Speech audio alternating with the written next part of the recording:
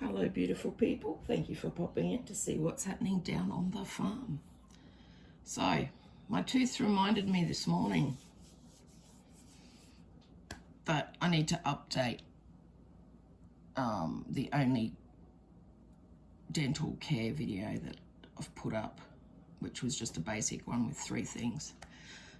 I got a sore tooth, so I thought, what the hell, I'll show you our basic setup for oral and dental care.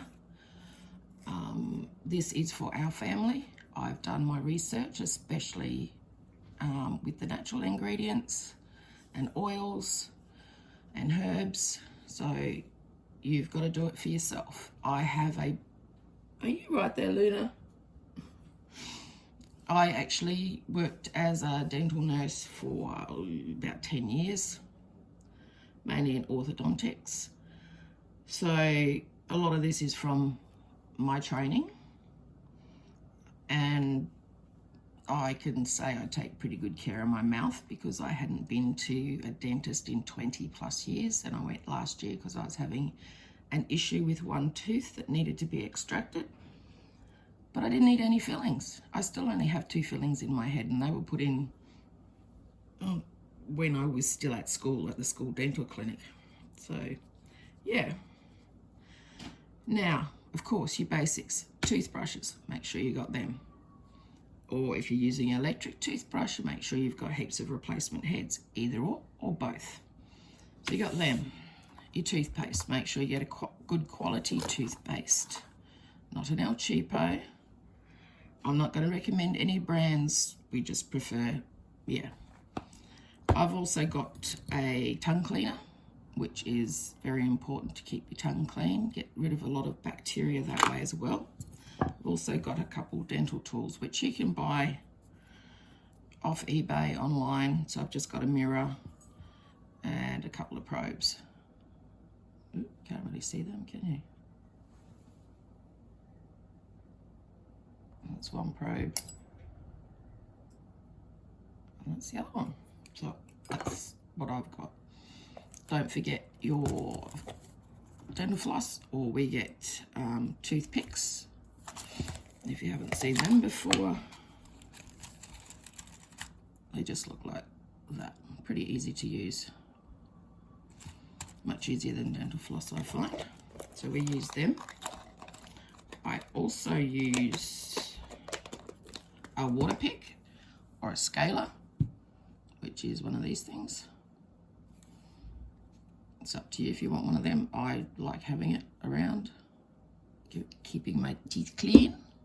Also helps if you know, teeth are feeling sore. And I'm pretty sure I've got an abscess, so that works really well with the abscess getting right down. Another one you can do for toothache. I'm not recommending this. As I said, you need to do your own research. I have used this in the past. If you have a cavity that's giving you hell, stick an Aspro Clear in the cavity and just let it dissolve in there. But hey, that's what I do. Do your own research. All right, so that's the one more everyday thing, which is awesome that you should have. Savcol. Now this is different to normal mouthwashes because it is actually a antiseptic mouth and throat rinse, and it works really well, especially, you know, if you've got an infection in your mouth or affected tooth. So, and the other non-commercial thing you can also have in your dental kit is baby teething gel, which also works well too, if you've got sore gums or what have you. So let's head over to the natural side, all the stuff you should be having. This is one thing I'm sure most Aussie families have in their kitchens: Vegemite. Why is that in oral care, do you say? Vegemite is absolutely amazing for mouth ulcers in yourself and in your pets. As I said, do your own research. I sent Vegemite to a friend in America who was going through chemo, and the last time she went through chemo, she had terrible mouth ulcers. I sent her over some Vegemite, and she thinks I am the bee's knees because she had no issues this time with mouth ulcers. The Vegemite cleared them up. We were also foster carers for one of the rescue groups. We had a lot of cats with cat flu, and in their mouth they were full of ulcers. We used to give them Vegemite 3 times a day as recommended by the vet, and it works really well. Another good one, but I'm sure everyone's got that in their cupboard anyway. If you don't, and you don't like Vegemite, get some. Okay, let's head over to the herbal stuff, which is what I prefer anyway. So I love this book. I think I got this one on Catch.com. So it's got heaps of different stuff in it, from your pet care, beauty, home, health. It's pretty awesome. They've got a section on healthy teeth and gums. They also have a herbal tooth powder, which is just bicarb, ginger,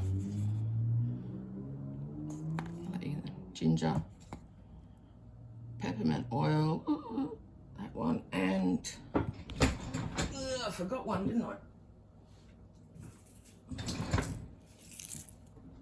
Salt. So that's an easy put together toothpaste.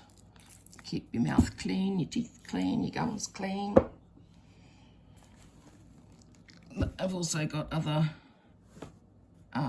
recipes. They even recommend to brush your tongue. A build-up of bacteria in the crevices on the tongue can cause bad breath. Gently brush the top of your tongue each time you brush your teeth.